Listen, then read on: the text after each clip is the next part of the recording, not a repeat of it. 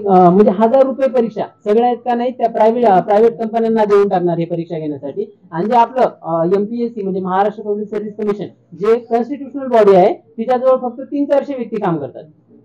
किती अवघड आहे. आणि हे TCS IUPS असल्याचं प्रायव्हेट कंपन्यांना जे कॉन्ट्रॅक्ट द्यायलेत ना हे बंद केलं पाहिजे. पहिले का परीक्षा होत नव्हत्या का? जसं आता ऑनलाईन पेपर घेतलेले, ऑनलाईन पेपरचे फायदे आपण जर चांगल्याच प्रकारे बघितलेले तर ऑफलाईन घेऊन एकदा प्रयत्न केला पाहिजे. कारण जेव्हा काँग्रेसचं सरकार होतं तेव्हा ऑफलाईन पेपर झालेले आहेत. जेवढी फुटी झालेली आहे तेवढा अगोदर नव्हती पेपर फुटी. गव्हर्नमेंट एक्झाम असतात त्यांना कमी फीस असली पाहिजे. माझं तर मत आहे नसली पाहिजे फीस, कारण टॅक्स एवढा भरतो आपण का त्याच्यामध्ये ते सफिशियंट होऊ शकते. एक स्थिर सरकार यावं आणि सगळ्यांच्या विकासासाठी त्यांनी विचार करावा. ते सत्ता परिवर्तन झालं पाहिजे असं मला वाटतं. रोडचे काम निवडणूक आली तेव्हा ते फास्ट मध्ये निवडणूक रोडचे काम करायचे पण ते सर्वसामान्य लोक पाहत नाही तिथं. सो महागाई तर वाढत आहे पण आटोक्यात आणणं हे गव्हर्नमेंटचं काम आहे. म्हणजे बाबा म्हणजे एसी मध्ये बसून आहे का नाही काही लोक तिथे योजना बनवतात आणि त्या इथे इम्प्लिमेंट करेपर्यंत आहे का नाही त्या खालच्या म्हणजे लास्टच्या माणसापर्यंत कधीच काही पोहोचत गोष्ट आहे. आणि ती कारण वडापाव विकणं हे रोजगार नसते, ते जीविका असते.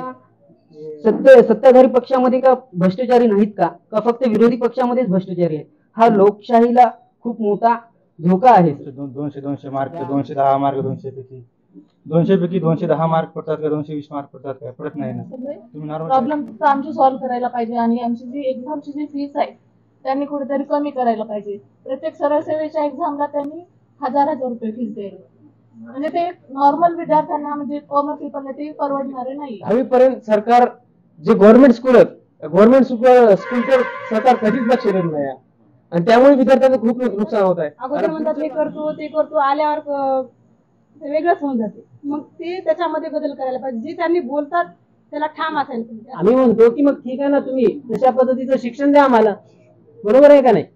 तुम्ही आहे का नाही तुमची शिक्षण पद्धती एकदम बोगस म्हणजे भरती दरवर्षी जेवढे 17,000 काढले ना त्याच्यापैकी तुम्ही 5,000 काढा, तो दरवर्षी करा. 5,000 3,000 ते करा, तो काढत राहा. त्यांना चांगली स्किल डेव्हलपमेंटसाठी काहीतरी चांगलं प्रोजेक्ट आणायला पाहिजे. त्यांनी स्किल डेव्हलपमेंट करायला पाहिजे आणि चांगलं एज्युकेशन द्यायला पाहिजे. आजूबाजूला सकाळी उठून सगळेजण म्हणतात की कधी जाणार आहेस, मग तू लागलास तर कधी जाणार आहेस. त्यांचा साहजिकच त्यांचा प्रश्न बरोबर आहे. खरी गोष्ट म्हणजे आपण सर्व युवकांनी त्या गोष्टीबद्दल आवाज उठवायला पाहिजे आणि सरकारला या गोष्टीबद्दल त्यांना जागरूकता निर्माण करून द्यायला पाहिजे. कारण भारत देश हा सगळ्यात मोठा देश आहे. आणि आपण जे म्हणता गॅसचा भाव पेट्रोलचा भाव ते कोणत्याही सरकारला तर वाढणार आहे सर, कमी होणार आहे की स्वतःचे पैसे बरोबर पडत नाही. आणि कसं आहे आता ह्या वर्षी जर आपण फॉर्म भरलाय तर ह्याच वर्षी पडायला पाहिजे ना, किंवा नेक्स्ट इयर पडायला पाहिजे. 2-3 वर्षानंतर हे पडतात. आणि मला वाटते ना राजकारणी हे स्वतःच्या हितासाठीच काम करत होते गेले 5 वर्ष. विद्यार्थ्यांच्या, शेतकऱ्यांच्या, गरीब लोकांच्या त्याच्यासाठी काम करण्याची मला वाटते. फक्त विद्यार्थ्यांवरतीच किंवा एका नाही जे सरकारी नोकरीची ज्यांना करायची आणि जे विद्यार्थी तयारी करतात फक्त त्यांनाच दोष देऊन मोकळे होऊ शकत नाही. तुम्हाला जागा काढणं भागच आहे. नमस्कार, मी रामेश्वर जामगे आपल्या सर्वांचं स्वागत करतो राजमुद्रा न्यूज लाईव्हच्या या विशेष कार्यक्रमामध्ये सत्ता मुद्रा, कौल जनतेचा मत जनतेचं या सत्रामध्ये तुमच्या सर्वांचं स्वागत. आणि या ठिकाणी आपण आज सोनाई अभ्यासिका या ठिकाणी आलो. जाणून घेऊया तिथल्या विद्यार्थ्यांचं नेमकं मत काय. तर आपण आज विद्यार्थ्यांमध्ये हितगुज करूया आणि जाणून घेऊया की नेमकं विद्यार्थ्यांच्या अडचणी काय आणि त्यांना नांदेडसाठी आणि एव्हाना पूर्ण देशाच्या पंतप्रधान पदासाठी कोणता उमेदवार आहे. चला आपण जाणून घेऊयात विद्यार्थ्यांचं मत. तुमचं नाव काय? निखिल बोरकर. निखिल बोरकर. तुम्ही कशाची तयारी करता सध्या? सर मी सरळ सेवेची तयारी करतो. सरळ सेवेची. सरळ सेवेच्या माध्यमातून सरकार पद भरती काढते का? पदभरती काढते पण सर इतकी एवढी जास्त माफक मध्ये परवडणारी पदभरती काढत नाही सर. 900 रुपये फी, 1000 रुपये फी आहे सर. ती परवडणारी का विद्यार्थ्यांना? नेमकं तुमच्या अपेक्षा काय देणाऱ्या सरकारकडून? एक सर एक काही स्टेटमेंट सर एक पूर्ण फी मध्ये पूर्ण मी पडत होतं तसं आपल्या महाराष्ट्रात व्हायला पाहिजे सर. म्हणजे एकाच फीस मध्ये सगळ्या स्पर्धा परीक्षांचे पेपर. तुम्हाला नेमकं आता येणाऱ्या सरकारबाबत आणि मागच्या सरकारविषयी भूमिका काय तुमची? दोन्ही सरकारवर निराशा आहे सर. कोणत्या सरकारने विद्यार्थ्यासाठी काही हिताची कामं केली नाही. आता मोठी 50,000 जवळपास पोलीस भरती काढली. या वेगवेगळ्या माध्यमातून आपल्या पद भरत्या काढणं चालूच आहे. याबाबत तुमचं मत काय? पद भरती चालू पण सर त्यात घोटाळे हे सर सर्व गोष्टी येतात सर. खूप सारे पद भरती पैसे निघत घेऊन चालू येतात. विद्यार्थ्यांचं नुकसान व्हायला सर खूप सारं. त्यामुळे नेमकं सरकारला काय तुम्ही म्हणू शकता? तुमची अपेक्षा काय आणि येणाऱ्या नांदेडच्या लोकसभेमध्ये कोण खासदार व्हावं तुम्हाला वाटतं? खासदार सर आता कोण खासदार व्हावा आता हे तर कौल आता ते तर सांगू शकणार सर कोण खासदार व्हावा, पण सर लोकांचा कौल सध्या करंट सरकारच्या विरोधात आहे सर. या ठिकाणी आजच्या सरकारच्या कामगिरीचं आपण समाधानी आहात? नाही सर, मागच्या सरकारमध्ये पण पद भरतीमध्ये घोटाळे झाले सर, विद्यार्थ्यांचं खूप नुकसान होत आहे. या ठिकाणी विद्यार्थ्यांच्या भूमिका आपण जाणून घेतो. यानंतर दुसरा विद्यार्थी आपल्या सोबत आहे. तुमचं नाव काय? माझं नाव प्रशांत चव्हाण. जाऊ नेमकी कशाची तयारी करता तुम्ही? मी एमपीएससी तयारी करतोय सध्याला. 1 वर्षापासून तयारी करतोय सर आताच. आणि मी जे चालू करंट गव्हर्नमेंट आहे त्याच्याशी खुश नाही आहे. आणि मला असं वाटतंय का जर 5 वर्षांनी गव्हर्नमेंट चेंज होत राहिली पाहिजे, म्हणजे गुड गव्हर्नन्ससाठी एक चांगलं असते म्हणजे गुड गव्हर्नन्ससाठी. आणि दुसरी गोष्ट यावेळेस माझं मत काँग्रेसला आहे, वसंतराव चव्हाण यांना. काँग्रेसलाच नेमकं काय मत आहे तुमचं? त्यांच्याकडून अपेक्षा काय आहे? नाही, माझं असं म्हणजे असं काही अपेक्षा नाही आहे. यांनी जसं म्हटलं का जे गव्हर्नमेंट एक्झाम असतात त्यांना कमी फीस असली पाहिजे. माझं तर मत आहे नसली पाहिजे फीस, कारण टॅक्स एवढा भरतो आपण का त्याच्यामध्ये ते सफिशियंट होऊ शकते सगळ्या गोष्टी. आणि जे स्टुडंट असतात त्यांना चांगली स्किल डेव्हलपमेंटसाठी काहीतरी चांगलं प्रोजेक्ट आणायला पाहिजे, त्यांनी स्किल डेव्हलपमेंट करायला पाहिजे आणि चांगलं एज्युकेशन द्यायला पाहिजे, जेणेकरून तो स्वतःच्या भरोशावर काहीतरी जॉब वगैरे स्वतः अर्पण करू शकेल. किंवा असं नाही का जे लोक म्हणतात, आपले नरेंद्र मोदी एकदा म्हणत होते का वडापाव विकणं पण रोजगार असू शकते. हे चुकीची गोष्ट आहे, कारण वडापाव विकणं हे रोजगार नसते, ते जीविका असते. हे एवढं आहे माझं मत. आणि त्यासाठी मी यावेळेस काँग्रेसमध्ये मत देण्याचा विचार केला. धन्यवाद. विद्यार्थ्यांच्या या ठिकाणी मत जाणून घेत असताना विद्यार्थी नोकर भरती विरोधात नाराजी व्यक्त करत आहेत. आणि त्यानंतर अजून एक विद्यार्थी आपल्या सोबत आहे. बघा, तुझं नाव काय? केदार वानखेडे. कशाची तयारी करतो? मी नीटची तयारी करतो. नीटची तयारी करतो. तर तुला नेमकं काय वाटतं? तू मतदान याआधी केला का कधी? नाही, म्हणजे पहिलेच माझे 11वी 12वी सुरू झालेले आहेत. अच्छा, अजून मतदार नाही. तुला काय वाटतं नेमकं कोणाचं सरकार यावं? मला तसं काय म्हणजे मी काय तेवढा इंटरेस्ट नाही या गोष्टीमध्ये. आणि माझ्या मनानं असं काही तेवढ्या गोष्टीमध्ये मी काय कधी सहभाग घेतला नाही आणि मी त्यापर्यंत असं काही कधी पोहोचलो नाही. माझ्या मतानं बीजेपीला जायला पाहिजे सरकार. कारण मी आतापर्यंत जितके बघितले, कारण खूप ठिकाणी बघतो त्यांच्या सोयीसुविधा असतील, काही शिक्षणामध्ये काही बाबती असतील, अशा वेगवेगळ्या गोष्टी. आणि माझ्या फक्त सरकाराबद्दल एक काहीतरी गोष्ट वाटते, कारण मी आतापर्यंत 10वी पर्यंत शिकत आलो आणि आता 12वीला आहे, नीटची तयारी आली. 10वी पर्यंत सरकार जे गव्हर्नमेंट स्कूल तर सरकार कधीच लक्ष देत नाही. आणि त्यामुळे विद्यार्थ्यांचं खूप नुकसान होत आहे. कारण पुढे चालू आता 11वी झाले, 12वी झाली, आम्हाला अडचण येत आहे थोडी. त्या सरकारनं या गोष्टीकडे बघायला पाहिजे, 10वी पर्यंतच्या विद्यार्थ्यांच्या शिक्षणाकडे बघायला पाहिजे. ठीक आहे. विद्यार्थी या ठिकाणी म्हणतात आपण नीटची तयारी करताय, आपल्याला 12वीला एकूण वार्षिक खर्च किती लागतो सध्या? 12वीला वार्षिक खर्च म्हणजे आम्हाला कमीत कमी 3-4 लाख लागतात. कारण हॉस्टेलचा खर्च, स्कूल असतात, हे असतात, भाडे काय असे, आणि क्लासेस साठी खूप पैसे लागते. 1.5-2 लाख रुपये क्लासेस साठी सुद्धा लागतात. सरकारची भूमिका नाही का 12वीच्या विद्यार्थ्यांना कॉलेजमध्ये चांगलं शिक्षण द्यावं? हा, ते पण आहे, मात्र सरकार त्या गोष्टीकडे लक्ष देत नाही. आणि विद्यार्थ्यांना जाणून बुजून, कारण क्लासेस चांगले कॉलेज ते असताना, मोठमोठे कॉलेज संस्था असताना सुद्धा विद्यार्थ्यांना क्लासेस लावा लागतात. तर या गोष्टीबद्दल त्यांनी काही विचार करून शाळा कॉलेज असतील त्याकडे लक्ष देऊन विद्यार्थ्यांना चांगल्या सुविधा असतील, चांगले शिक्षक असतील, चांगले लेक्चरर असतील, याकडे यांना काहीतरी सुचवा असं मी तुम्हाला म्हणतो. हे अपयश खरी गोष्ट म्हणजे आपण सर्व युवकांनी त्या गोष्टीबद्दल आवाज उठवायला पाहिजे आणि सरकारला या गोष्टीबद्दल त्यांना जागरूकता निर्माण करून द्यायला पाहिजे. कारण भारत देश हा सगळ्यात मोठा देश आहे आणि आता आपण बघतो की भारताची लोकसंख्या सगळ्यात मोठी लोकसंख्या म्हणत आहे. त्यामुळे आपल्या सर्वांना या गोष्टीकडे लक्ष देऊन पुढे चालून आपल्या देशासाठी चांगलं हित व्हावं आणि पुढे चालून सर्व गावकरी असतील, हे असतील, सर्व शेतकरी बांधव असतील, कारण आपल्या शेतकरी बांधव म्हणजे शेतकऱ्यांचा सर्व विद्यार्थी वर्ग इथे अभ्यास करतो, शिक्षण करतो, त्यांच्याकडे लक्ष देऊन आपल्या भारताचा विकास करण्यासाठी पुढे चालवा, विकास करावा अशी मी सगळ्यांना अपेक्षा करतो. आणि आम्ही सर्व तुमच्या मागे आहात. या ठिकाणी विद्यार्थ्यांचं मत आहे की सरकारने आपल्या ज्या सरकारी शाळा आहेत त्या शाळांमध्येच योग्य लक्ष दिलं पाहिजे. आणि अजून आपल्या सोबत मुली आहेत, या ठिकाणी त्यांच्याशी काही संवाद साधूयात. तुमचं नाव काय? माझं नाव मायावती भारेगाव. तुम्ही कशाची तयारी करता? मी स्पर्धा परीक्षेची करते, MPSC. किती वर्ष झालं तयारी करता? 3 वर्ष झालं. 3 वर्ष. नेमकं तुम्हाला काय वाटतं, सरकार तुमच्या विद्यार्थ्यांच्या दृष्टिकोनातून अपयशी ठरतं का जागा वगैरे काढण्यासाठी? हो, जागा तर काढतात, पण त्याच्यात किती भ्रष्टाचार वगैरे होतात ना, त्यामुळे वाटतं. आणि मी 2-3 पेपर दिले तर ते सगळे पेपर फुटले, म्हणजे त्याच्यात खूप घोळ झाला होता.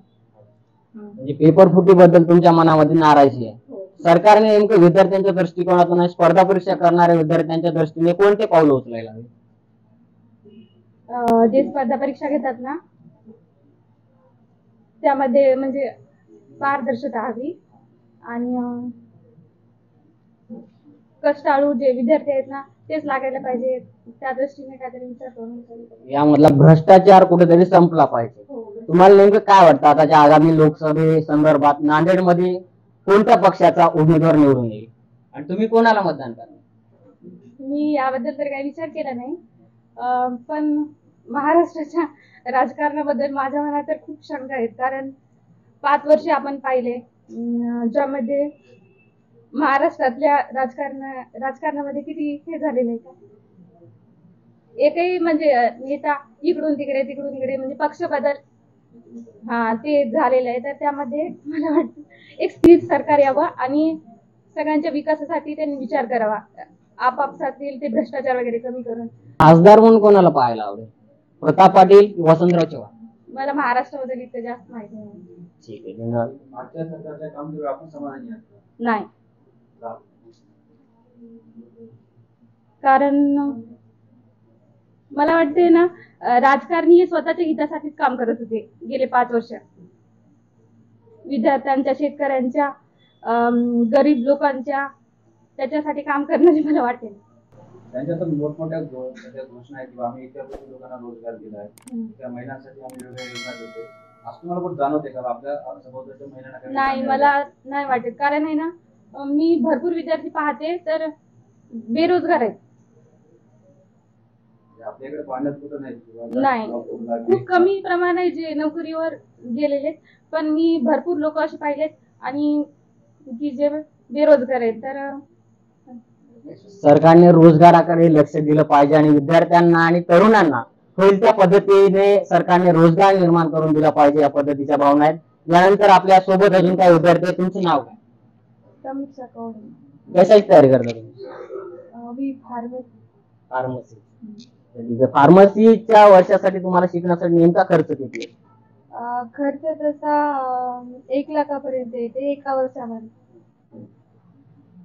एका वर्षामध्ये 1 लाख येते आणि 4 वर्षामध्ये 4 लाखापर्यंत, आणि राहणं खाणं म्हणजे 4-5 लाखापर्यंत होऊन जाईल. म्हणजे एक फार्मसीचा विद्यार्थी तयार होण्यासाठी 7 ते 8 लाख रुपये खर्च येतो. तुम्ही मतदान केले का आतापर्यंत? नाही, फर्स्ट टाइम मतदान. कोणाला मतदान करायला तुम्ही? भाजप का काँग्रेस? भाजप तर नाही, काँग्रेस. या ठिकाणी विद्यार्थ्यांचा शैक्षणिक खर्च लक्षात घेता सरकारने विद्यार्थ्यांच्या शैक्षणिक खर्चाकडे लक्ष द्यायला पाहिजे. अजून विद्यार्थी आहेत आपल्यासोबत. तुमचं नाव काय? कशाची तयारी करता? नीटची. ठीक आहे, तुम्ही मतदान आधी केलंय का कधी? फर्स्ट टाइम करणार आहात. कोणाला कराल मतदान? नेमकं तुम्हाला कोणतं सरकार योग्य वाटतं, भाजप की काँग्रेस? ठरवलं नाही आता. म्हणजे पंतप्रधान म्हणून नरेंद्र मोदी कसे वाटतात? छान. तुमचं नाव काय? तेजस्विनी राठोड. काय करता तुम्ही? नीट प्रिपरेशन. नीटची. तुम्ही नेमकं पंतप्रधान म्हणून कोणाला पाहायला आवडत? नरेंद्र मोदींना पुन्हा पाहायला आवडत? कारण त्यांनी खूप काही डेव्हलपमेंट केलेलं आहे आणि एज्युकेशन फील्ड मध्ये पण सध्या चालू आहे. पण आता नीट बघताना खूप पैसे वगैरे लागतात खरंच एज्युकेशन मध्ये, तर पण डेव्हलपमेंट तर खूप काही केलेलं आहे. अच्छा, म्हणजे नीट डेव्हलपमेंट केलेले आहेत. वडील व्यवसाय काय करतात? माझे फादर टीचर आहेत. टीचर आहे. ठीक आहे. टीचरचं आता ऐकलंय आपण की त्यांचं रिटायरमेंटच्या नंतरचं वेतन रद्द केलेलं आहे, जे काय भेटत असतं, त्याबद्दल तुम्हाला काय वाटतं? ते चालू करायला हवं का या सरकार? चालू करा. तुम्ही मतदान आधी किती वेळेस केलं? माझं फर्स्ट टाइम. फर्स्ट आहे. कोणाला करायला आवडत? भाजप. ठीक. त्यानंतर अजून काही विद्यार्थी आहेत आपल्यासोबत. काय तुमचं नाव काय? माझं नाव जिजा प्रवासी वाईकर. मी MPSC ची तयारी करते आहे. किती वर्ष झाली तयारी करता? आता आता 5-6 महिने सुरू झाले तयारी करायला. नेमकं कोणती डिग्री कोणती झाली आहे तुमची? माझी BA झाली. बीएड. BA. हा. आपल्या तरुणांना रोजगार निर्माण करून दिला पाहिजे यासाठी तुम्हाला काय वाटतं? कारण स्पर्धा परीक्षेच्या दृष्टिकोनातून पुरेशा जागा निघत नाहीत असं आपल्याच विद्यार्थ्यांचं मत आहे. हो. आणि त्यात जागा पण व्यवस्थित निघत नाहीत आणि त्यात पण पेपर फुटी हे असले आणि भ्रष्टाचार वगैरे याच्यामुळे ना विद्यार्थ्यांचं खूप नुकसान होत आहे. त्याच्याकडे सरकारने लक्ष द्यायला पाहिजे आणि विद्यार्थ्यांचा विचार करायला पाहिजे. त्यांचं भविष्य भारताचं म्हणजे आपल्या देशाचं भविष्य विद्यार्थ्यावरच अवलंबून आहे आणि त्यांच्यासाठी जर आपण काही केलं नाही तर कसं होणार आहे? येणार आताच्या सरकारबाबत तुमचं मत काय? मला तर वाटते यावेळेस काँग्रेसनंच यावं. भाजपच्या काळामध्ये आपण बघतो मुलींसाठी वेगवेगळ्या योजना आहेत. नवीन आपल्या ज्या जन्मलेल्या मुली आहेत त्यांच्यासाठी त्याला काय म्हणतात सुकन्या योजना राबवलेली आहे. त्यानंतर मुलींच्या शिक्षणाच्या दृष्टिकोनातून आता नवीन निर्णय घेण्यात आलाय की मुलींना मोफत शिक्षण देण्यात येईल. तरी तुम्हाला भाजपने एवढ्या योजना आखलेल्या असताना तुम्हाला काँग्रेसला का मत द्यावं? काँग्रेस काही अजून जास्त सुविधा उपलब्ध करून देईल असं वाटतंय मला. सध्याच्या सरकार विरोधी तुमच्या मनामध्ये नाराजी आहे. हा. हो. नाव काय तुमचं? कशाची तयारी करता? MPSC. किती वर्ष झाली? माझं 3 वर्ष झालं. नेमकं तुमच्या मनात काय भावना आहे? सरकारने विद्यार्थ्यांसाठी आणि स्पर्धा परीक्षा करणाऱ्या विद्यार्थ्यांसाठी काय केलं पाहिजे? हे जे निकाल उशिरा लागत आहे MPSC चा, माझा MPSC क्लासचा रिझल्ट आलेला आहे की एक 6 महिने झालेले आहेत, निकाल लागलेला नाहीये. टायपिंगचा पेपर राहिलेला आहे. मग त्या एवढं उशिरा जर होत असेल तर मग आमची नाराजी राहणार झाली सरकारच्या विरोधात. मागे पेपर फुटी वगैरे प्रकरण झाले, तलाठी भरतीमध्ये घोळ झाला, त्याबाबत तुमचं मत काय? त्यामध्ये पारदर्शकता कशा पद्धती झाली पाहिजे? जसं आता ऑनलाईन पेपर घेतलेले, ऑनलाईन पेपरचे फायदे आपण चांगल्याच प्रकारे बघितलेले तर ऑफलाईन घेऊन एकदा प्रयत्न केला पाहिजे. कारण जेव्हा काँग्रेसचं सरकार होतं तेव्हा ऑफलाईन पेपर झालेले आहेत. जेवढी फुटी झालेली आहे तेवढं अगोदर नव्हती पेपर फुटीचं प्रकरण. म्हणजे ते ऑफलाईन घेतलं पाहिजे, पारदर्शकता असली पाहिजे. तुम्ही या कोणत्या सरकारला मतदान करू इच्छिता, भाजप की काँग्रेस? नक्की आता यावेळेस काँग्रेस सरकारला देणार. काँग्रेसला कारण? कारण भाजप सरकारचं विद्यार्थ्यांच्या विरोधात काय काय चालू आहे ते सगळं बघितलेलं आहे ना पेपर फुटीचं प्रकरण. त्यानुसार तर नक्कीच काँग्रेसला मत देणार. या वर्षी तुम्ही खासदार म्हणून वसंतराव चव्हाण यांना नक्की. पण विद्यार्थ्यांची भावना जाणून घेत असताना विद्यार्थी म्हणत होते की सरकारी शाळांकडे लक्ष दिलं पाहिजे. नीट सारख्या परिस्थिती करावी की प्रायव्हेट क्लासेस मधून नसेल तर कॉलेज मधूनच करून घेण्यात यावी आणि त्यांचा जो शैक्षणिक खर्च आहे तो टाळता येईल. त्यांना स्पर्धा परीक्षेच्या विद्यार्थ्यांचं म्हणणं आहे की पेपर फुटी वगैरे हे जे भ्रष्टाचार त्यामध्ये होतात हा कुठेतरी रोखला गेला पाहिजे. तर या ठिकाणी अजून आपल्यासोबत विद्यार्थी आहेत, त्या अजून विद्यार्थ्यांच्या आपण भावना जाणून घेऊया. तर तुमचं नाव काय? कशाच तयारी करता तुम्ही? सरळ सेवा. सरळ सेवेच्या जागा यावर्षी निघाल्यात का? जागा तर भरपूर निघाल्यात पण त्यामध्ये किती कमी खूप म्हणजे जे अभ्यास करत आहेत ना त्यापैकी खूप कमी विद्यार्थी लागले. ते फक्त जे सेटिंग लावून पैसे भरून फक्त लागले. म्हणजे खूप भ्रष्टाचार झालेला आहे सरळ सेवामध्ये. या सरळ सेवेमध्ये आणि स्पर्धा परीक्षेच्या क्षेत्रात प्रचंड भ्रष्टाचार झालाय. तर तुम्ही मतदान किती वेळेस केलं? मतदान 2 वेळेस केलेलं. आता तिसऱ्या वेळेस मतदान करताना कोणाला करू इच्छिता, भाजप की काँग्रेस? बीजेपीलाच करायचं आहे. त्यांनी प्रारदर्शक करून सगळे प्रॉब्लेम फक्त आमची सॉल्व्ह करायला पाहिजे आणि आमची जी एक्झामची जी फीस आहे त्यांनी कुठेतरी कमी करायला पाहिजे. प्रत्येक सरळ सेवेच्या एक्झामला त्यांनी 1000 रुपये फीस द्यायला. म्हणजे ते नॉर्मल विद्यार्थ्यांना म्हणजे कॉमन पीपलला ते परवडणारे नाही. सरकार म्हणजे एक्झाम म्हणजे त्यांनी एक्झाम्स काढलेत म्हणजे पद पण खूप काढलेत पण त्यात कुठेतरी भ्रष्टाचार त्यांनी कमी करायला पाहिजे. या ठिकाणी भ्रष्टाचार स्पर्धा परीक्षेमध्ये होणाऱ्या भ्रष्टाचारासंदर्भात विद्यार्थी नाराजी व्यक्त करतात. तुमचं नाव काय? माझं नाव शारदा सुंदरी गावणे. तुम्ही कशाची तयारी करता? किती वर्ष झाली तयारी करता? 2 वर्ष. म्हणजे तुमचं या स्पर्धा परीक्षेमध्ये होणारा जो घोटाळा आहे आता तुमच्या मैत्रिणीने सांगितलं त्याबद्दल मत काय? कशी पारदर्शकता कशी यायला हवी? मला वाटतं याच्यामध्ये भ्रष्टाचार कमी करायला पाहिजे. कारण जे आता एक्झाम्स वगैरे झाले त्याच्यामध्ये कुठेतरी खूप म्हणजे विद्यार्थ्यांमध्ये ते फीसचं जास्त प्रमाण म्हणजे 900 रुपये जे काही प्रत्येक एक्झामसाठी लावलेले आहे ते प्रत्येक गरीब लोकांना म्हणजे गरीब विद्यार्थ्यांना देणं होत नाही. तर त्याच्यामध्ये कुठेतरी पारदर्शकता म्हणजे कमी आणायला पाहिजे. प्रत्येक विद्यार्थ्यांना त्याच्यामध्ये त्याचा सहभाग नोंदवता आला पाहिजे आणि जे एक्झाम्स निघतात त्याच्यामध्ये पारदर्शकता आली पाहिजे. प्रत्येक विद्यार्थ्यांना म्हणजे एक्झामची फी भरणं काही म्हणजे होत नाही. तर जे काही गरीब शेतकरी कुटुंबोत्करू जे विद्यार्थी आहेत त्यांना प्रत्येकांना त्या एक्झामचा फायदा घ्यायला पाहिजे. म्हणजे घ्यायला म्हणजे एक ते म्हणजे पुढे येण्यासाठी हे करायला पाहिजे सरकारने. फीस कमी करून त्यांना म्हणजे प्रत्येकांना सहभागी होण्याचा म्हणजे हे दिलं पाहिजे. नेमकं यावेळेस तुम्ही मतदान कोणाला करू इच्छिता? आता बीजेपीचं तर पाहिलं तर आता सध्या थोडस बघितल्यासारखं म्हणजे सगळं इलेक्शनचं वगैरे हे झालेलं. आता बहुतेक आता थोडस परिवर्तन करावं लागेल.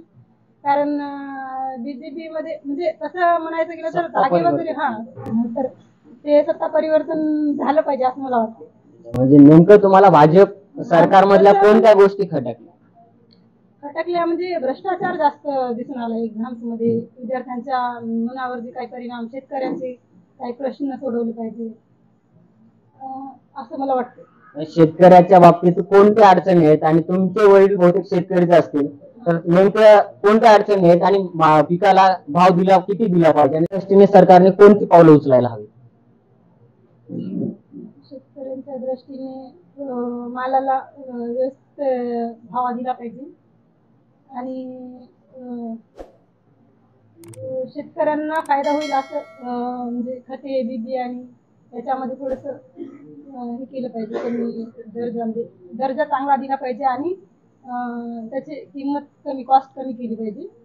आणि जे काही शोधकरू शेतकरी कुटुंबातील विद्यार्थी आहेत त्यांना मला वाटते कुठेतरी पुढे येण्यासाठी एक प्रोत्साहन दिलं पाहिजे सरकारने. आणि हे जे काय भ्रष्टाचार आहे ते कमी करून प्रत्येक विद्यार्थ्यांना म्हणजे हे राजकारणात जे लोक हे करतात प्रत्येक वेळेस वेगवेगळे येतात.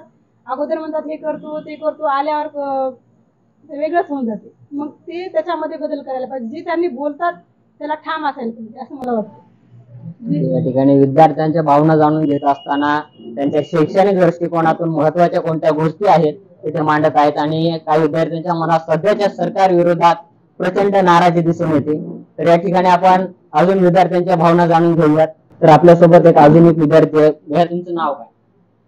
माझं नाव करण संतोष आहे. कशाची तयारी करता? मी असिस्टंट ऑफिसर. असिस्टंट ऑफिसर साठी सरकार लागतील तेवढ्या जागा काढतंय का? जागा काढत आहे पण त्याची फी खूप आहे त्यांची सरकारची. आता फी म्हणले तर 2000 फी आहे त्याची. तर फी कमी करावं सरकारनं आणि कास्ट वाईज थोडी फी ठेवावी. आज सरकार खूपच महागाई वाढत आहे आणि सरकार चांगलं काम करायला पाहिजे. फी मध्ये सोडत द्यावं पाहिजे मुलांना, एवढं आहे. आता आपल्या नांदेड जिल्ह्याचे मागचे 5 वर्ष खासदार प्रताप पाटील चिखलीकर होते. प्रताप पाटलांबद्दल तुमचं मत काय? त्यांचं काम कसं आहे? काम चांगलं आहे पण त्यानं स्वतःपुरता काम केलं. त्यानं स्वतःच भरती भूमिकेमध्ये घरापुरता त्याने लोकांचं पालन नाही. जे लोक त्यांना मतदान दिले ना ते नाही केलं त्यानं काम. मला असं वाटतं ते भरती पाहा पाहिजे, इकडे तुला पाहिजे. त्याच जेव्हा रोडचे काम निवडणूक आली तेव्हा ते फास्टमध्ये रोडचे काम करायला सुरू राहिले. पण ते सर्वसामान्य लोक पाहत नाही तिकडे. एकदा निवडणूक झाली तर झालंच नाही.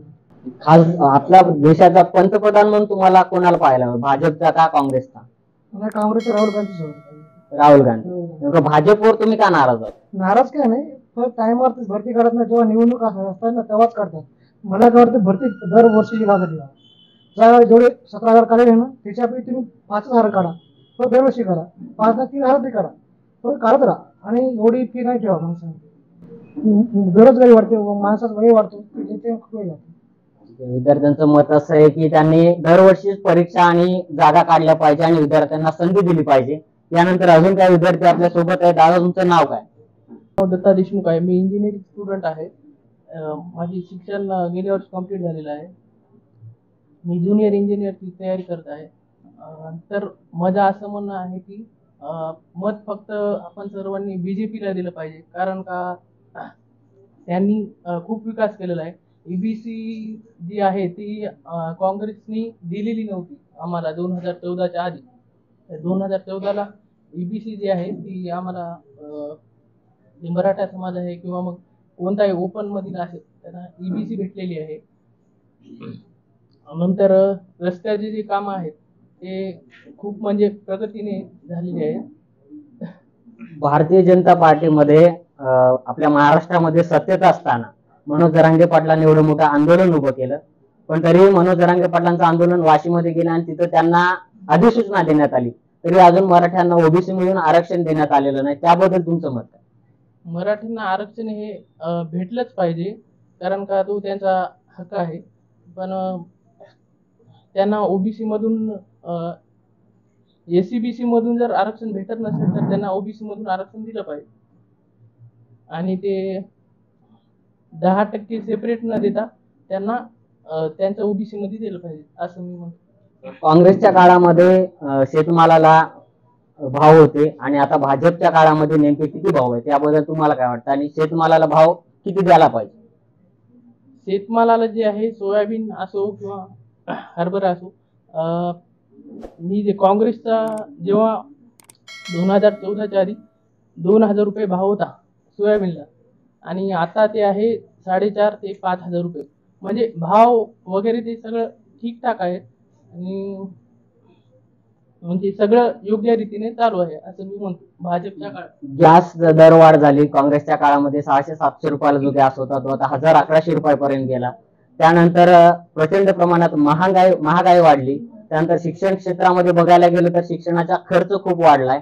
याबाबत तुम्हाला काय वाटतं? आणि अजून एक गोष्ट की काँग्रेस आपलं भाजपच्या काळामध्ये म्हटलं जातं की सत्तेत आल्यानंतर ते संविधानात बदल करतील, त्याबद्दल तुम्हाला काय वाटतं?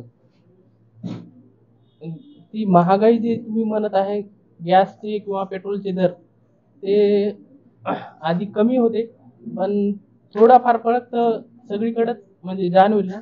या ठिकाणी विद्यार्थ्यांचे अनेक मत आहेत. तुमचं नाव काय? सर माझं नाव श्रीनिवास संत्रे आहे. मी नीटची तयारी करतो. तर माझं मत सर भाजपला आहे. तर आपण येणाऱ्या या 10 वर्षामध्ये बघलं आहे की भाजपनं खूप विकास केला आहे. त्याच्या आधी सर काँग्रेस होता, तर काँग्रेसचा असा दिसून येणारा काही विकास घडला नाही आपल्या देशाला.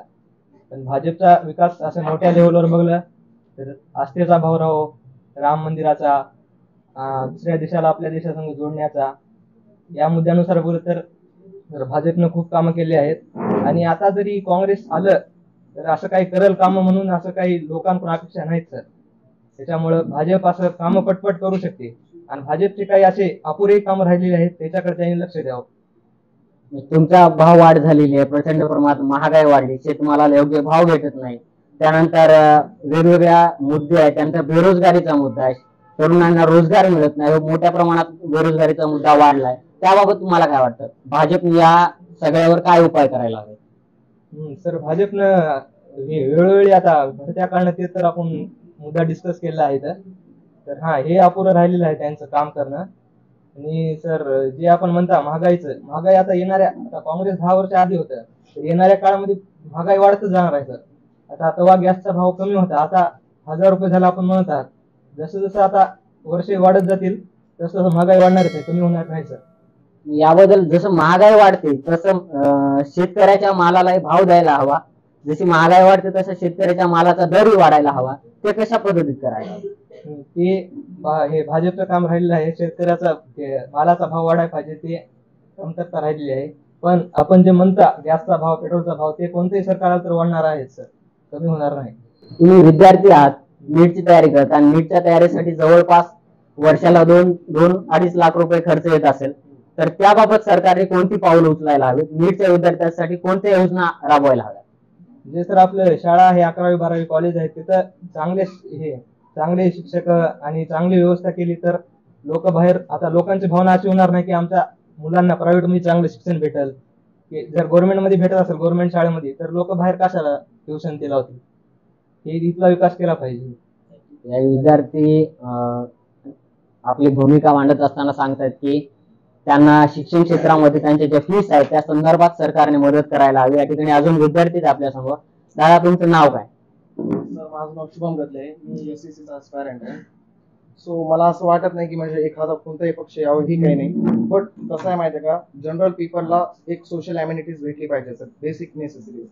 आणि ह्या दादाने जसं म्हणलं ना की राम मंदिर हे ते म्हणतं हे बरोबर आहे, बट कसं आहे, काँग्रेसच्या काळामध्ये जेवढी महागाई होती तेवढी आता आहे, पण त्याच्याहून दुप्पट झालेली आहे आता. बिकॉज जेव्हा पेट्रोल होते तेव्हा 60 रुपये लिटर होतं, आता 110 पर्यंत झालेलं आहे हायेस्ट, आणि मागच्या महिन्यात 112 रुपये काहीतरी झालं होतं. सो महागाई तर वाढत आहे, पण आटोक्यात आणणं हे गव्हर्नमेंटचं काम आहे सर. बिकॉज आता लेटेस्ट तेलंगणामध्ये इलेक्शन झालेलं आहे, आणि तिथली काँग्रेस सरकारने जे म्हणजे एक यांना जे प्रॉमिसेस केले होते त्यांनी इम्प्लिमेंट केलेले आहेत सर. आणि तिथं गॅस 400 रुपये चालू आहे सर गॅस तिथे. सो आपल्या इकडे 800 रुपये 900 रुपये चालू आहे रेट. सो मला असं वाटत नाही की कोणतीही गव्हर्नमेंट यावं, बट जे जनरल पीपल आहे त्यांचं वेलफेअर पाहावं. सध्याच्या सरकारबाबत तुमचं मत काय? सध्याच्या सरकारबाबत कसं आहे सर, ती खूप मोठी पार्टी आहे आणि त्याचा काही इश्यू नाही. आता लेटेस्ट एक ट्रेंडिंगवर चालू आहे, एक इलेक्ट्रॉल बॉन्डचा फंडा चालू आहे, आणि ते कोणतंच म्हणजे न्यूज चॅनलवर कव्हरेज नाही, एक सोशल मीडिया थ्रू सगळ्यांना कळत आहे. आणि असं काही पण आहे, पण तेवढा आपल्याला एक्सपिरियन्स नाही, त्यामुळे आपण बोलता येत नाही सर. इलेक्ट्रॉल बॉन्ड बाबत तुम्हाला म्हणणं काय? इलेक्ट्रॉल बॉन्डच्या माध्यमातून जे रक्कम आलेली आहे ती रक्कम कशा पद्धतीत वापरायला हवी आणि त्यामध्ये पारदर्शकता कशी असायला हवी? बिकॉज सर ते कसं SBI थ्रू आलेलं आहे त्यांना, आणि इलेक्ट्रॉल बॉन्डचं कसं एक इनडायरेक्टली त्यांनी फंड दिलेला आहे, आणि ते कंपन्याकडून त्यांना आलेलं आहे.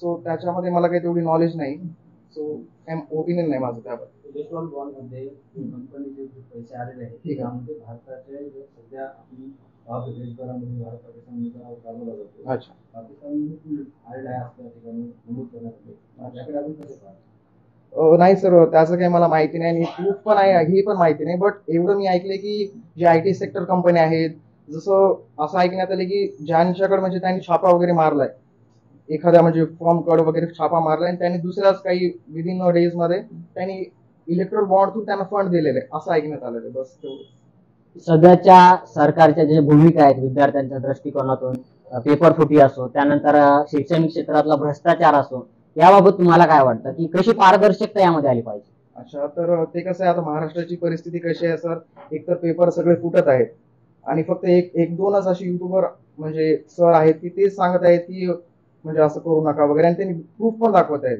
पण गव्हर्नमेंट त्याच्याकडे लक्ष देत नाही. एक IBPS आणि TCS थ्रूच एक्झाम होत आहेत आपले, आणि आमचं असं म्हणणं आहे की MPSC थ्रू सगळे एक्झाम्स कंडक्ट केले पाहिजे. विद्यार्थ्यांचं जे शैक्षणिक खर्च आहे, गरीब कुटुंबातून विद्यार्थी येतात, शेतकरी कुटुंबातून विद्यार्थी येतात, त्यांच्यासाठी कोणत्या योजना आखायला हव्यात? आणि सध्याच्या सरकारबाबत तुम्हाला काय वाटतं, त्या सरकारने ते केलेलं आहे का? विद्यार्थ्यांच्या दृष्टिकोनातून पावलं उचललीत का? हा ठीक आहे, केलीत असं काही म्हणता येणार नाही, त्यांनी नाही केले, सगळंच त्यांनी केलेले आहेत. बट असं नाही की म्हणजे जे मागासवर्गीय आहेत स्टुडंट्स वगैरे त्यांना थोडंसं लक्ष दिलं पाहिजे. मागासवर्गीय विद्यार्थ्यांसाठी जी स्वाधार योजना आहे, त्या स्वाधार योजनेचे हप्ते किंवा ते काय म्हणतात त्याला पैसे, ते वेळेवर पडत नाहीयेत, त्याबाबत तुम्हाला काय वाटतं? हा सर, हे पण बरोबर आहे की स्वाधारचे पैसे बरोबर पडत नाहीत. आणि कसं आहे, आता ह्या वर्षीचा आपण फॉर्म भरलाय तर याच वर्षी पडायला पाहिजे ना, किंवा नेक्स्ट इयर पडायला पाहिजे. 2-3 वर्षानंतर हे पडतात, आणि कोणी मोर्चे पण काढत नाही किंवा कोणी जागरूक पण नाही याविषयी. याविषयी सरकारने कोणती पावलं उचलावीत, याविषयी जागरूकता निर्माण व्हायला हवी. तुमचं नाव काय? माझं नाव संदीप राठोड आहे. मी निस्तेडचा आहे आणि इथे तयारी करतो. मी 2019 पासून माझी MPSCची तयारी करतो. सध्या माझ्याजवळ 2 पोस्ट आहेत. 2022 मध्ये ॲज अ टॅक्स असिस्टंट आणि मंत्रालयीन क्लर्कची निवड झाली आहे माझी, आणि आता सध्याही परत पण सप्टेंबर महिन्यामध्ये माझा रिझल्ट आला, आणि आजपर्यंत जॉईनिंग नाहीये. जॉईनिंग संदर्भात काय वाटतं तुम्हाला की परीक्षा ते जॉईनिंग यामध्ये खूप वेळ जातो, जवळपास 1-1.5 वर्ष लागतात, त्याबद्दल कशी पारदर्शकता त्यामध्ये कशी यायला हवी?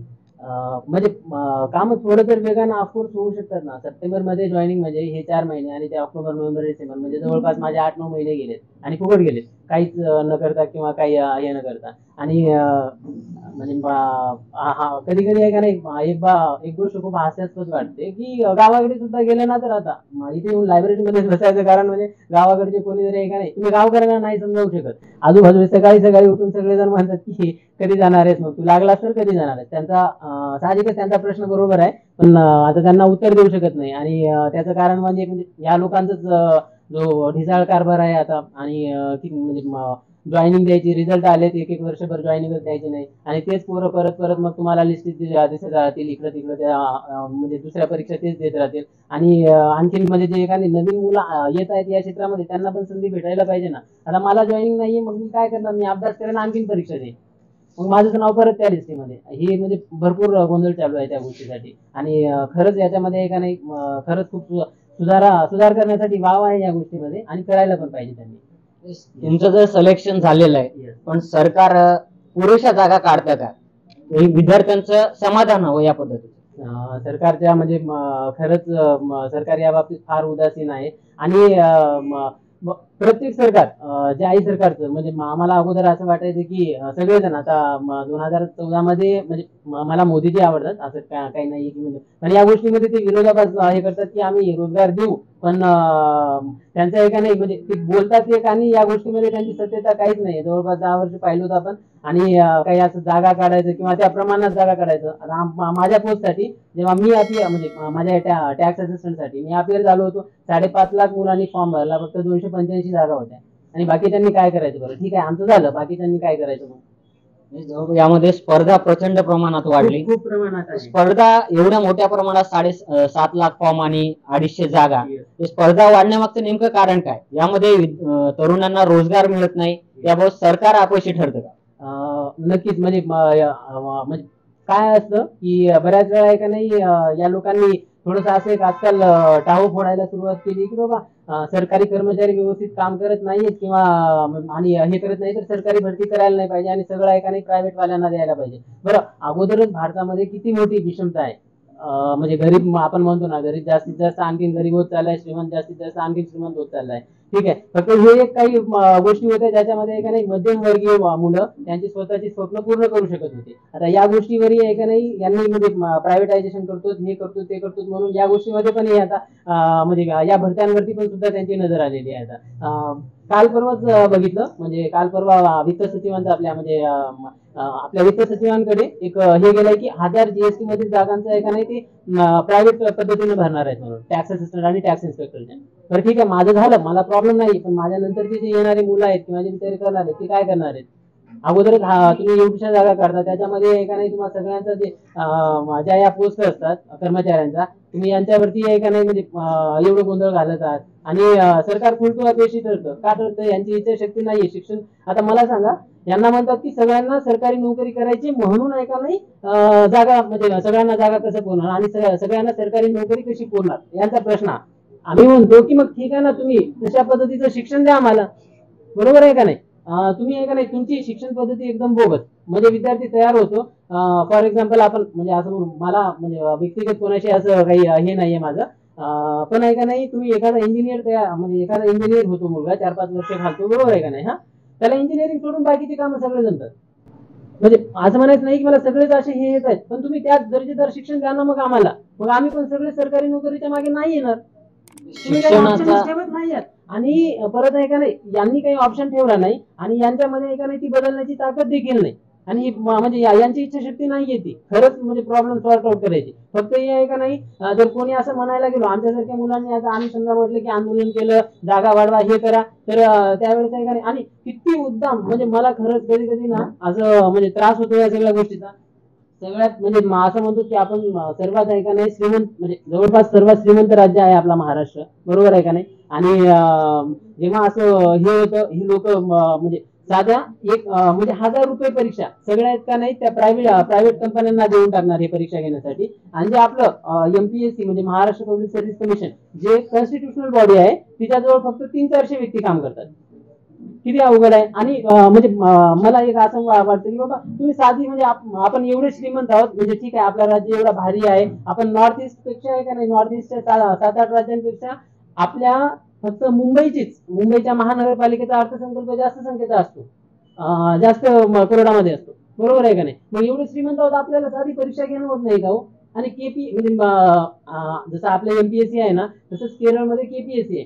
ते कसं करतात बरं सगळं मॅनेज? त्यांना कसं जमतं सगळं? त्यांच्या एका नाही राज्याची जी कॉन्स्टिट्युशनल बॉडी आहे तीच कसं काय घेत आहे बरं?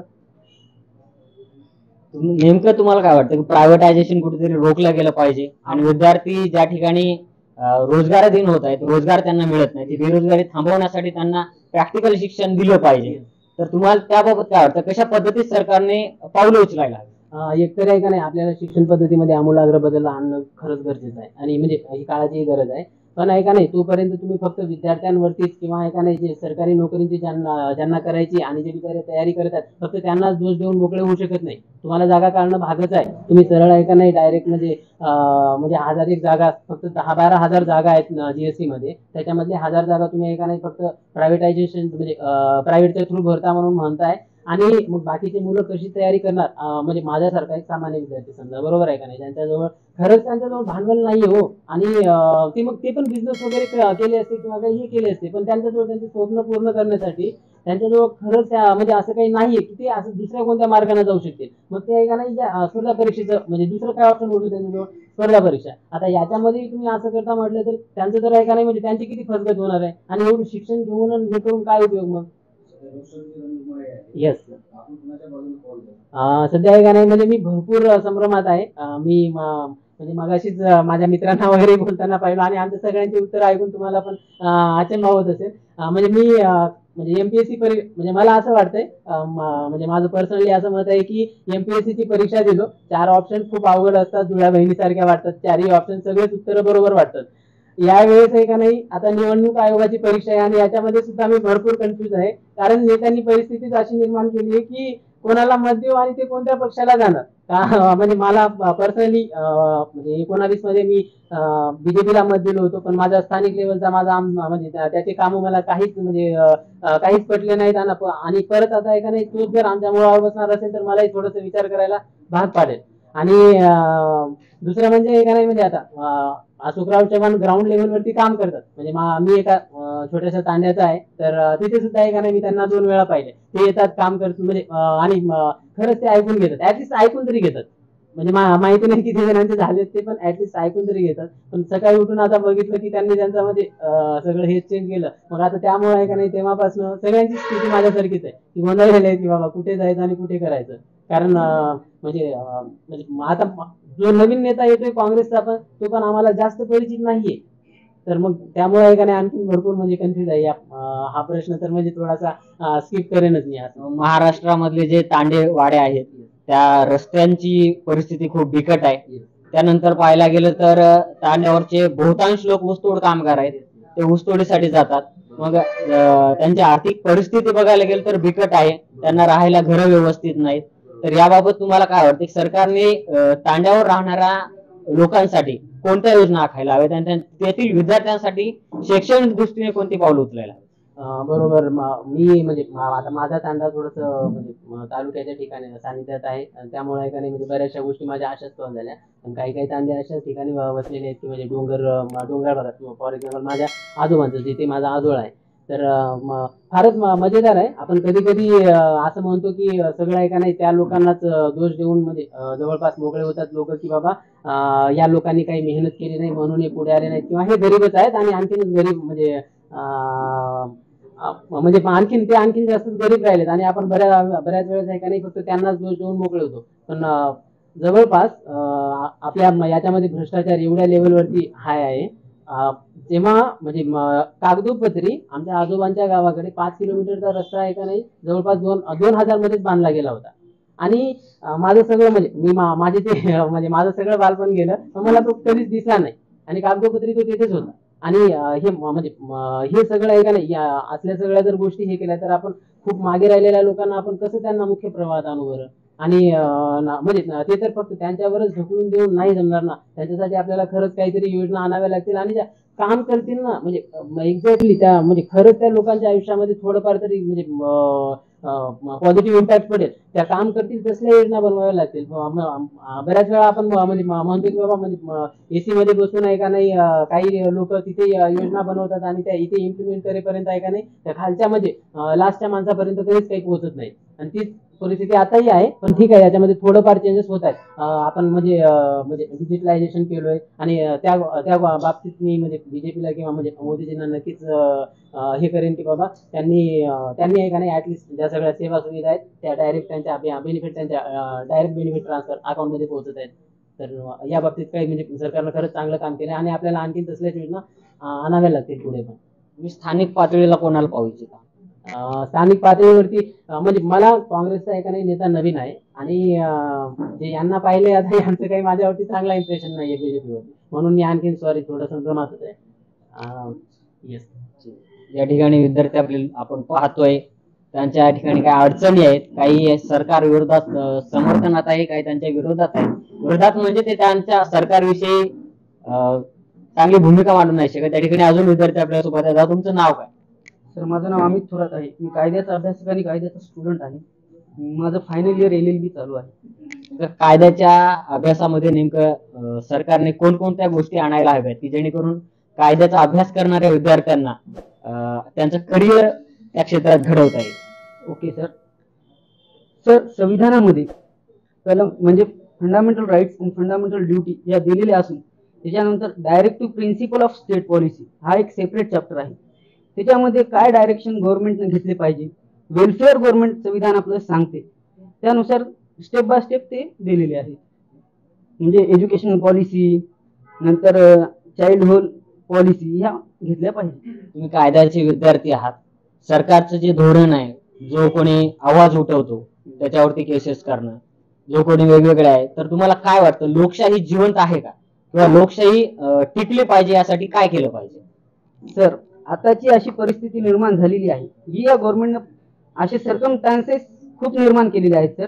त्याच्यातून जे आपण the situation arise going towards the dictatorship, okay, तर हे सिच्युएशन आहे हुकुमशाहीकडे जाणारी वाटचाल आता अशी परिस्थिती निर्माण झालेली आहे. तर या परिस्थितीच्या विरोधात म्हणजे आजच्या घडीला मुख्यमंत्र्यापासून मंत्र्यापासून अटक होत आहे का? सत्ताधारी पक्षामध्ये का भ्रष्टाचारी नाहीत का फक्त विरोधी पक्षामध्येच भ्रष्टाचारी आहेत? हा लोकशाहीला खूप मोठा धोका आहे सर. सध्या आपल्या इतके दिवस ज्यांनी काँग्रेसचं काम केलं, काँग्रेसमध्ये त्यांचं आयुष्य गेलं, ते अशोकराव चव्हाण साहेब भाजपमध्ये गेलेत आणि भाजप सोबत असते आहेत, त्याबद्दल तुम्हाला काय वाटतं? या राजकीय परिस्थितीबद्दल तुमचं भाष्य काय? सर, आजची नांदेडची आणि मराठवाड्याची स्थिती पाहता असं आहे की सर, तुम्हाला तर माहित आहे बीजेपी म्हणजे असं कॉमन झालं की वॉशिंग मशीन संबोधत आहेत. आणि सर्वप्रथम मी तुम्हाला सांगतो की तुम्ही मीडिया म्हणजे लोकशाहीचा चौथा स्तंभ आमच्या लॅबला आलात, याबद्दल तुमचं अभिनंदन आणि स्वागत. सर, आजच्या नांदेड जिल्ह्याची जी परिस्थिती पाहता म्हणजे तुम्ही चव्हाण साहेबाबद्दल प्रश्न विचारला, खूप संभ्रम आहे. आणि त्यांचा पण असं आहे की बा काही आरोप झाले, काही हे झाले, त्याच्यामुळे त्यांनी जॉईन केली. ओके, ठीक आहे. तुम्हाला नेमकं आत्ताच्या परिस्थितीला पंतप्रधान म्हणून कोणाला पाहायला आवडेल? सर, पंतप्रधान म्हणून तर आता विरोधी पक्ष जे आहे ते होईल त्याच्यामधला, आणखी काँग्रेसचा. आणि या ठिकाणी तुम्हाला प्रतापराव पाटील चिखलीकर यांचं जे कार्य आहे आपल्या लोकलला नांदेडला, त्याबाबत तुमचं मत काय? त्यावर तुम्ही खुश आहात का? सर, कसं आहे माहिती आहे का, मी काही कोणत्या पॉलिटिकल पक्षाचा नाही, मी कायद्याचा अभ्यासक आहे आणि कायद्याच्या दृष्टीने सांगतो. म्हणजे प्रत्येक उमेदवाराचं हे काम चांगलंच आहे. प्रतापराव पाटील साहेबांनी सुद्धा आणखीन लोक कल्याणकारी धोरण कामं केलेली आहेत. काँग्रेसच्या काळाचा विचार करायला गेलं तर त्या काळामध्ये ज्या योजना भेटत नव्हत्या त्या योजना भाजपच्या काळामध्ये आल्या. सुकन्या योजना असेल, मुलींसाठीची जे काही त्यांना आर्थिक सहाय्य मिळतं, त्यानंतर मुलींसाठी मोफत शिक्षणाची योजना केलेली आहे. त्यानंतर भाजपच्या काळामध्ये राम मंदिर झालं, कलम 370 हटवून पूर्ण भारत एकत्र आणण्याचं काम केलं. या सगळ्या गोष्टी केल्या असताना तुम्ही काँग्रेसकडे का? काँग्रेसच्या हातामध्ये 70 वर्ष सत्ता होती, पण या 10 वर्षामध्ये भाजपने हे बदल केलेत, याबाबत तुमचं मत? नाही सर, काँग्रेसनं पण खूप प्रमाणात बदल केले. जेव्हा भारत स्वतंत्र झाला म्हणजे 0 पासून हिरो पर्यंत काम नेण्याचं सुद्धा काँग्रेसचं कार्य आहे, ते आपल्याला अवॉइड करता येणार नाही. नक्की तुम्हाला यावेळेस नांदेडच्या खासदार म्हणून वसंतराव चव्हाण यांना पाहायला आवडेल. यानंतर कायद्याचा अभ्यास काय नाही, लोकशाही कुठेतरी हे झाली पाहिजे या दृष्टिकोनातून आहे. त्यानंतर विद्यार्थ्यांची मतं जाणून घेत असताना आपण अजूनही काही विद्यार्थ्यांची मत जाणून घेऊया की नेमकं त्यांना सरकारविषयी काय वाटतं आणि लोकसभेत निवडणुकीविषयी काय वाटतं. तर तुमचं नाव काय? विष्णू चव्हाण. कशाची तयार करता? एमपीएससी. कशा किती वर्ष झालं करता तुम्ही? 4 वर्ष. आतापर्यंत कोणत्या पोस्टच्या तुम्ही एक्झाम दिल्या? सरळ सेवा आणि एमपीएससी. या वेळेस सरळ सेवा दिली 2024 मध्ये, ते तलाठी आणि विद्यार्थ्यांसाठी जे काही सरकार पदभरती काढतं, ती पदभरती विद्यार्थ्यांचं समाधान होईल अशी असते? नाही ना, त्याच्यात करप्शन असते ना. किती चर्चा होती तलाठी भरती आणि त्यांची तलाठी भरतीमध्ये वंडरशिप मध्ये किती घोटाळा झाला. लई हे पडलेले आहेत मुलांचे वेटिंग लिस्ट मध्ये आहेत, काही काही पैसे भरून लागलेत, काही असेच आहेत. कायला 200 मार्क, 210 मार्क, 200 पैकी 210 मार्क पडतात का 220 मार्क पडतात का, पडत नाही ना. तुम्ही नॉर्मलायझेशन म्हणता असं, हे कशाचं आहे? या ठिकाणी मोठ्या प्रमाणात घोटाळा होतो असं म्हणायचं. तर हे घोटाळा थांबवण्यासाठी आणि यामध्ये पारदर्शकता येण्यासाठी तुम्हाला काय करावं असं वाटतं सरकार? 10 वर्षात तर बीजेपी सरकारनं काही केलं नाही. कोणतं पक्ष सत्तेवर आहे काय त्यांचं पता नाही. सगळे पक्ष सत्तेवर आहेत, 4ला 4 सत्तेवर आहेत. यावेळेस राहुल गांधींचं स्टेटमेंट आहे, त्यांचं मॅनिफेस्टो आहे. जर आम्ही महाराष्ट्र स्टेटमध्ये आलो तर सरळ सेवा भरतीसाठी काहीतरी एक नियोजन करेल, आम्ही काहीतरी आयोग नेमेल, काहीतरी त्यांचं मॅनिफेस्टोमध्ये आहे. आता त्यांचंही काय मॅनिफेस्टो आहे, तो कधी बदलू शकतात. पण आलं तर चान्स द्यायला पाहिजे काँग्रेसला पण यावेळेस. शिक्षण क्षेत्र व्यतिरिक्त कृषी, त्यानंतर जे सामाजिक क्षेत्र आहे, त्यानंतर न्याय क्षेत्र आहे, याबाबत सध्याच्या सरकारचं धोरण कसं आहे? काय तितके काय चांगलं नाही, कारण की त्यांना नमो मोदी त्यांचे 6,000 देतात आणि ते कोणती तरी योजना आहे त्याचे किसानला देतात आणि त्याच्यावर डबल पैसे काढून घेतात. 12,000 वर्षाचे 12,000 देतात. आणि तुम्ही खताचे भाव काँग्रेस पिरियडमध्ये 75 वर्षामध्ये खताचा भाव होता 800 रुपये, आता आहे 1819 रुपये. काँग्रेसच्या पिरियडमध्ये गॅस होतं 700 रुपये, आता आहे 1500 रुपये. तुम्ही म्हणता एक सालमध्ये आम्ही 12,000 रुपये देतो. का देता? तुम्ही महिन्याला घेऊन टाकणार ते पैसे. आताच्या मोदी सरकारने कलम 370 हटवलं, राम मंदिर उभा केलं, त्यानंतर सुकन्या योजना आहे, त्यानंतर मुलींसाठी मोफत शिक्षणाचं योजना या ठिकाणी आताच्या भाजप सरकारमध्ये करण्यात आली, त्यानंतर विद्यार्थ्यांसाठी जे काही वसतिगृह आहेत त्या ठिकाणी उभं करण्यात आली. याबाबत तुम्हाला काय वाटतं? वसतिगृह वगैरे मला काही माहित नाही तितकं, पण राम मंदिर लोकांचा आस्थाचा प्रश्न आहे, ते होणारच होतं. सुप्रीम कोर्टनं पण त्याला मान्यता दिली होती. बीजेपीनंच केलं असं नाही, सुप्रीम कोर्टने त्यांना मान्यता दिली म्हणून झालेलं आहे. बीजेपीचं अजेंडा होतं की आम्ही लोकांना धर्माच्या एका साईडला नेऊ, आम्ही निवडणूक पूर्ण वन साईड करून जिंकू. 4 वर्षापासून असंच होते. आणि वर्तमानपत्रामध्ये पूर्ण बीजेपी फेमस असते. कोण विरोधी पक्ष राहिलाच नाही ना, म्हणून आपण विरोधच करू शकणार. लोकशाही कुठे आहे? स्थानिक लेवलला तुम्हाला काय वाटतं की कोण खासदार असायला हवं नांदेड? स्थानिक लेवल तिथे काय माहित नाही मला. नांदेडमध्ये मी 4-5 वर्षापासून राहतो. सध्या तर अशोकराव चव्हाण भारी माणूस आहे. मी जितकं नांदेडला पाहिलं त्याच्यानुसार आता अशोकराव चव्हाणच बीजेपी मध्ये गेले, त्याच काय आता काय होणार काय माहिती. मला भाजपचा खासदार पाहायला आवडेल की काँग्रेस? काँग्रेस. या ठिकाणी विद्यार्थ्यांचे काँग्रेसच्या दृष्टिकोनातून अजून एक विद्यार्थी आपल्या सोबत आहेत. नाव काय? माझं गणेश पुरी. तुम्ही कशाची तयारी करता? मी सरळ सेवेची तयारी करतो. सरळ सेवेसाठी जे जागा काढल्या जातात, त्यानंतर ते सरळ सेवेच्या विद्यार्थ्यांसाठी ज्या योजना आहेत किंवा त्यांना काही सहकार्य दिलं जातं का सरकारच्या माध्यमातून? सर गेले 7 वर्ष तर सरळ सेवेच्या जागाच नाही निघाल्या. यावर्षी 1.5 वर्षापासून चाललंय वातावरण, तर चांगल्यापैकी जागा निघाल्यात. काही लागलेत पण घोटाळे थोडेफार जास्त व्हायचे. म्हणजे उघडकीस आता पहिले घोटाळे होत होते न होते ते त्यांना माहिती, पण आता सध्या उघडकीस असते. जसं की आता तलाठीच झालं, वनरक्षकात झालं, पैसे घेऊ हे पोस्ट द्यायले.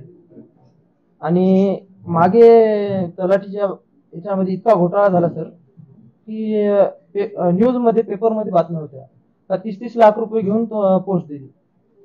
म्हणजे सरकार असं म्हणलं, आपलं राज्य सरकारविषयी बोलतोय तर की सरकार असं म्हणते की तुम्ही पुरावे द्या, आम्ही परीक्षा रद्द करू. आता WCD परीक्षा रद्द झाली, ही पण केली पाहिजे तलाठीची. पुरावे दिलेत ना तुम्हाला. अटक पण आहेत विद्यार्थी, आता पण आहेत करंट मध्ये विद्यार्थी अटक आहेत. कितीतरी विद्यार्थ्यांचे निकाल अजून याच्यामध्ये आहेत, संभ्रमामध्ये ठेवलेले आहेत त्यांनी स्वतः. मग ही परीक्षा रद्द झाली पाहिजे.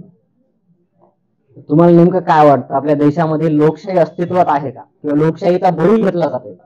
लोकशाही आहे, थोडीफार प्रमाणात का होईना आहे. आता सध्या वातावरण दुसरं काही चालू आहे, म्हणजे जग दुसऱ्या पातळीला चाललंय. लोकशाहीच्या बाबतीत तेवढा कोणी विचार करण्यात आलाय, पण आहे भारतामध्ये लोकशाही आहे. मला पंतप्रधान म्हणून कोणाला पाहायला आवडेल? पंतप्रधान म्हणून मोदीजी ठीक आहे. आणि खासदार म्हणून नांदेडचा? खासदार म्हणून हे दोन्ही पण आता सध्या संभ्रमातच आहोत आम्ही, कारण की जे नवीन काँग्रेसचे जे उमेदवार आहेत त्या आमच्यासाठी अनोळखी आहे. कोण आहे असं कधी आम्ही पाहिलं नाही. आणि काय म्हणतात ते चिखलीकर साहेबांविषयी तेवढं काही हे नाही, म्हणजे झालं नाही. या 5 वर्षातल्या नांदेड जिल्ह्याच्या विकासाबाबत तुम्हाला काय वाटतं? चिखलीकर साहेबांनी योग्य विकास केलेला आहे का नांदेडचा? विकास नांदेडचा झाला नाही असं नाही, पण चिखलीकर साहेबांनी केला हे नाही माहिती. कारण रस्त्यांच्या बाबतीत ते विभाग आहे गडकरी साहेबांकडे, त्या माणसाने केला असं मी म्हणू शकतो. चिखलीकर साहेबांनी काय केलं हे नाही माहिती, कारण आमचा नेता आमच्यापर्यंत आलाच नाही कधी, आमच्यापर्यंत त्या गोष्टी आल्याच नाहीत कधी. स्पर्धा परीक्षा करणाऱ्या विद्यार्थ्यांसाठी सरकारने कोणत्या योजना आखायला हव्यात? त्यांचं शैक्षणिक खर्च बघायला गेलं, त्यांचं परीक्षाची फीस बघायला गेली, ते प्रचंड प्रमाणात आहे. 1,500 रुपये एका परीक्षेची फीस आहे. त्याबाबत कोणत्या भूमिका घ्यायला हव्यात, कोणत्या योजना आखायला हव्यात? सगळ्यात पहिले सर, स्पर्धा परीक्षेचे प्रायव्हेटायझेशन जे करायला ना ते बंद केलं पाहिजे. आणि हे TCS IBPS असल्याचं प्रायव्हेट कंपन्यांना जे कॉन्ट्रॅक्ट द्यायलेत ना हे बंद केलं पाहिजे. पहिले का परीक्षा होत नव्हत्या का सर? पहिले पण जिल्हा मंडळ स्थापन केली होती, त्यांच्या बाबतीत पारदर्शकपणे पेपर होत होते जिल्हा मंडळाचे. आता TCS IBPS सारख्या प्रायव्हेट कंपन्यांना तुम्ही देताय, एवढे सारे घोटाळे होत आहेत, तुम्हाला पुरावे भेटतात तरी पण तुम्ही ऍक्शन घेण्यात आली. तर मग या बाबतीत तरी त्यांना विचार केला पाहिजे. आणि फीसच्या बाबतीत थोडाफार केला पाहिजे, कारण विद्यार्थी कसं आहे, एक रुपयाला विद्यार्थी आता गावाकडून येतात, तिथं राहतात, रूमचं भाडं, मेसचं भाडं, सगळं लॅबचं भाडं, सगळ्या गोष्टी विचार करून त्यांनी 1 रुपया खर्च करतात. त्यासाठी फीसचं थोडस पाहिलं पाहिजे. फीस मध्ये सवलती द्यायला हव्यात आणि एकतर्फी फीस असायला हवी, या पद्धतीचं मत. एक विद्यार्थी मत जाणून घेत असताना अजून एक विद्यार्थी आपल्या सोबत आहे. दादा, तुमचं नाव काय? माझं नाव सुनील मावळे सर. तुम्ही कशाची तयारी करता? मी सगळं तयार करतो सर. तुम्ही जागा निघाल्यात का आणि त्या कशा पद्धतीत निघालेल्या? जागा निघाल्या तर पण खूप जागेचे फॉर्म भरून घेतले आहेत, पण त्याचे एक्झाम नाहीत अजून.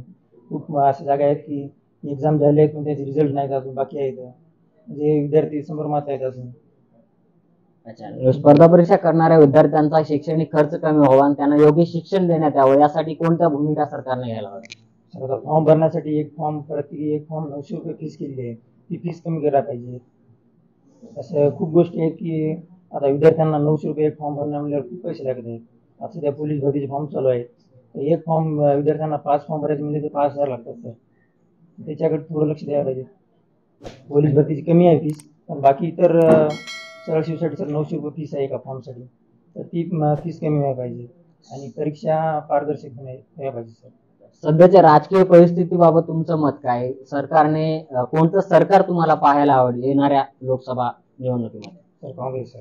काँग्रेस सरकार. कारण काँग्रेस सर, सरकार बदलायला पाहिजे, कारण की 2 टर्म झाले BJP सरकार आहे आणि बदल हे व्हायलाच पाहिजे आणि काँग्रेस आता येण्या पाहिजे लोकसभेमध्ये येणार. सरकारने भाजप सरकारने राम मंदिर सारखा प्रश्न सोडवला, त्यानंतर कलम 370 हटवलं, त्यानंतर सुकन्या योजना असेल, वेगवेगळ्या योजना राबवल्या, त्यानंतर विद्यार्थ्यांसाठी ते शिष्यवृत्ती वगैरेच्या योजना आहेत.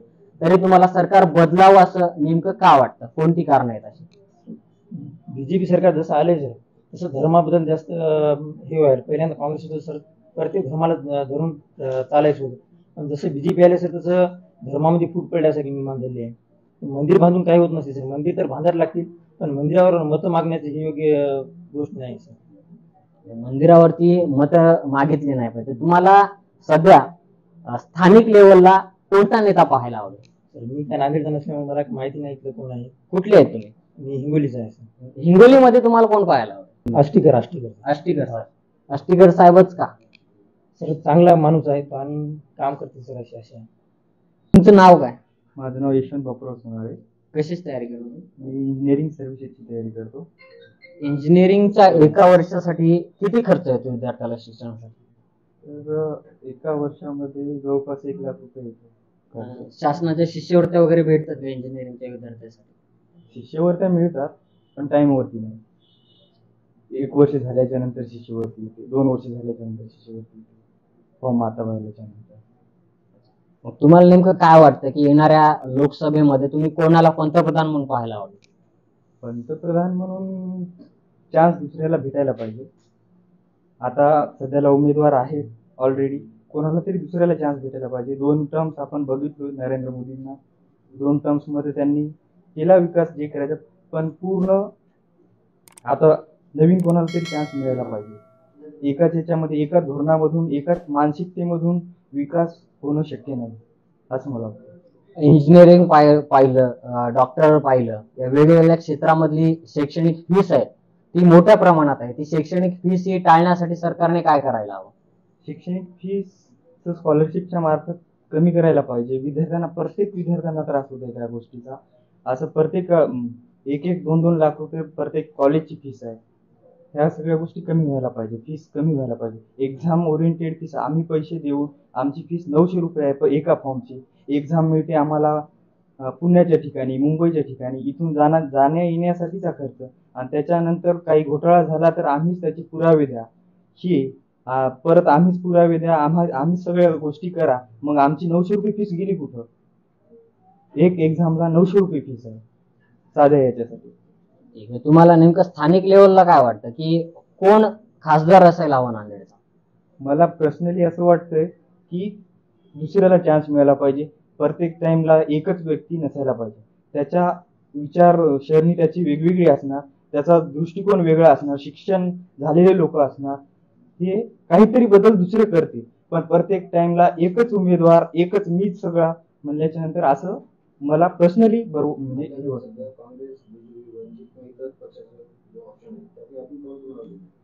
माझं पर्सनली ओपिनियन मी वंचित बहुजन आघाडीला देण्याची माझी इच्छा आहे. कारण की प्रत्येक वेळेस आपण आतापर्यंत बीजेपी आली, बीजेपीला वोटिंग केले म्हणजे याच्या वेळेस, पण या टाइमला मला असं वाटते की कोणाला तरी दुसऱ्याला चान्स मिळायला पाहिजे, त्याची काहीतरी नवीन त्याच्यामध्ये इनपुट टाकेल म्हणजे आपल्याला काहीतरी विकास मिळेल असं मला वाटतं. ठीक आहे, धन्यवाद. या ठिकाणी नवीनच तरुण मतदार जे आहेत त्या तरुण मतदारांचं मत या ठिकाणी आपण जाणून घेतलेलं आहे, त्यांच्या भावना, भूमिका या सरकारविषयी जाणून घेतलेल्या आहेत. तर आपल्या लोकसभेची रणधुमाळी चालू आहे, तर लोकसभेच्या रणधुमाळीमध्ये कोणाला विजय मिळणार, कोण पराभूत होणार याबाबत आपण विद्यार्थ्यांचं मत जाणून घेतलंय. त्यानंतर विद्यार्थ्यांच्या ज्या शैक्षणिक क्षेत्रातल्या अडचणी आहेत या सगळ्या गोष्टी त्यांच्याकडून आपण जाणून घेतल्यात.